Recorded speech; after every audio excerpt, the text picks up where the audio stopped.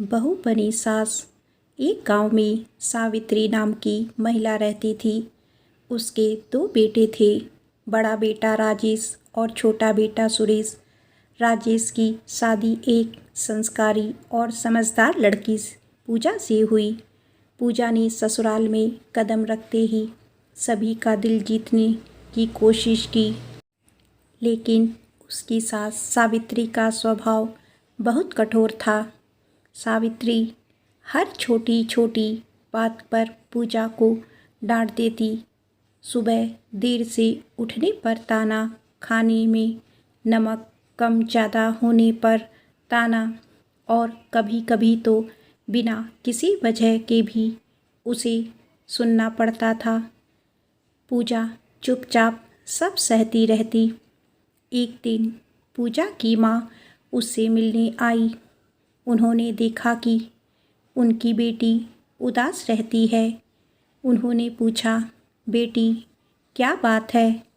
पूजा ने मुस्कुराते हुए कहा, माँ सब ठीक है, बस समय की बात है।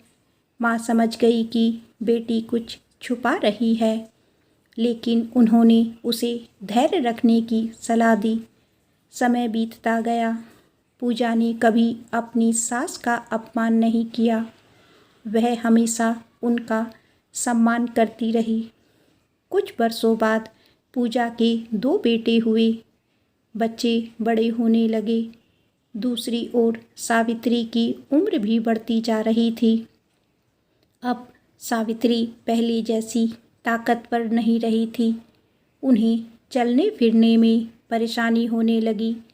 वहीं पूजा, जिसे कभी हर बात पर डांटा जाता था, अब अपनी सास की सेवा में दिन रात लगी रहती थी।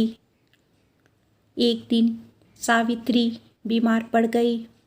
रात के 2 बजे उन्हें दवा की ज़रूरत पड़ी। पूजा तुरंत उठी, दवा दी और पूरी रात उनके सिरहाने बैठी रही।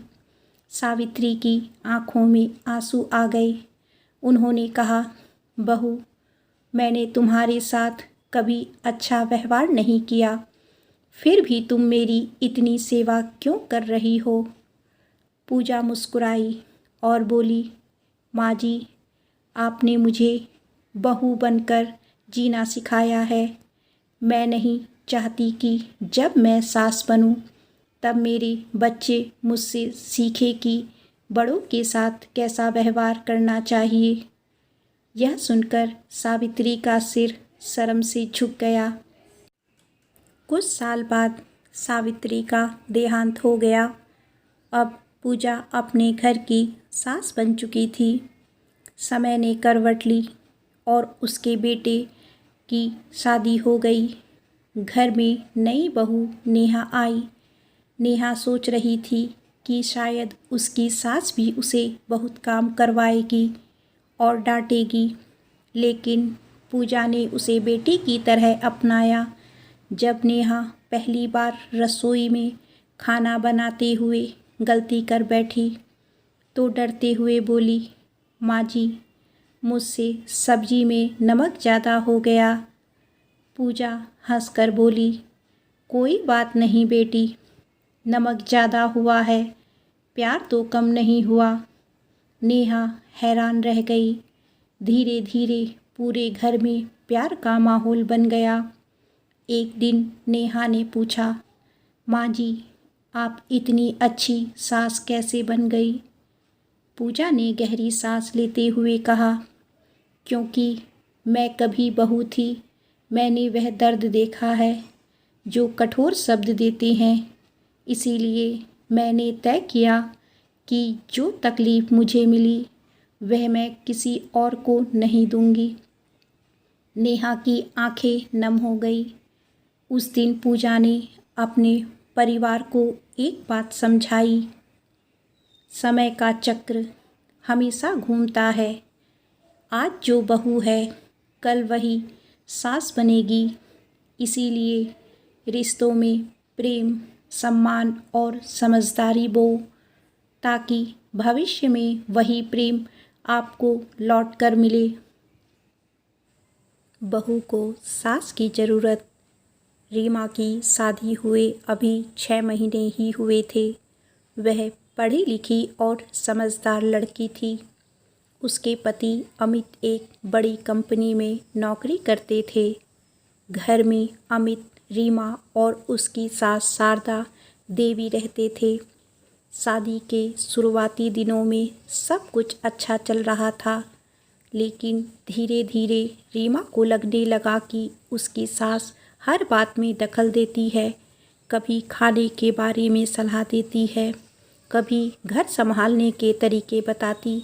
रीमा को यह सब पसंद नहीं आता था। एक दिन उसने अमित से कहा, मम्मी जी हर समय मुझे समझाती रहती हैं, मैं अपना काम खुद कर सकती हूँ। अमित ने समझाया, माँ का इरादा बुरा नहीं है, उन्होंने पूरी जिंदगी घर संभाला है, इसीलिए अनुभव के आधार पर सलाह देती हैं। लेकिन रीमा ने बात को गंभीरता से नहीं लिया। कुछ समय बाद अमित को कंपनी के काम से 1 महीने के लिए दूसरे शहर जाना पड़ा। घर में सिर्फ रीमा और उसकी सास रह गई। इसी बीच रीमा की तबीयत अचानक खराब हो गई। तेज बुखार होने के कारण वह बिस्तर से उठ भी नहीं पा रही थी। उस रात शारदा देवी पूरी रात उसके सिरहाने बैठी रही। समय पर दवा दी, खाना बनाया और डॉक्टर को भी बुलाया। सुबह जब रीमा की आंख खुली तो उसने देखा कि सास खुद थकी हुई थी, लेकिन फिर भी उसकी चिंता कर रही थी। रीमा ने धीरे से पूछा, माँ जी आप पूरी रात सोई नहीं? शारदा देवी मुस्कुराकर बोली, बेटी बीमार हो और माँ चैन से सो जाए, ऐसा कैसे हो सकता है? यह सुनकर रीमा की आंखें भर आई। कुछ दिनों बाद रीमा की माँ गांव में बीमार हो गई। रीमा परेशान हो गई क्योंकि वह तुरंत वहां नहीं जा सकती थी। तब शारदा देवी ने उसे संभाला और कहा, चिंता मत करो बेटी, सब ठीक होगा। उन्होंने रीमा को हिम्मत दी, उसका मनोबल बढ़ाया और हर कदम पर उसका साथ दिया। धीरे धीरे रीमा को समझ आने लगा कि सास केवल घर की बड़ी नहीं होती, बल्कि एक ऐसी माँ होती है जिसके पास अनुभव का खजाना होता है। वह परिवार को टूटने नहीं देती और मुश्किल समय में सहारा बनकर खड़ी रहती है। एक दिन रीमा ने सास के पास जाकर कहा, माँ जी मुझे लगता था कि मुझे आपकी ज़रूरत नहीं है, लेकिन अब समझ आया कि इस घर में आपकी मौजूदगी ही सबसे बड़ी ताकत है। शारदा देवी ने प्यार से उसके सिर पर हाथ फेरते हुए कहा, बेटी सास और बहू अगर एक दूसरे को समझ ले तो घर स्वर्ग बन जाता है। उस दिन के बाद दोनों का रिश्ता बदल गया। अब रीमा अपनी सास को सिर्फ सास नहीं बल्कि दूसरी माँ मानने लगी थी। घर में खुशियाँ बढ़ने लगी और परिवार पहले से भी अधिक मजबूत हो गया।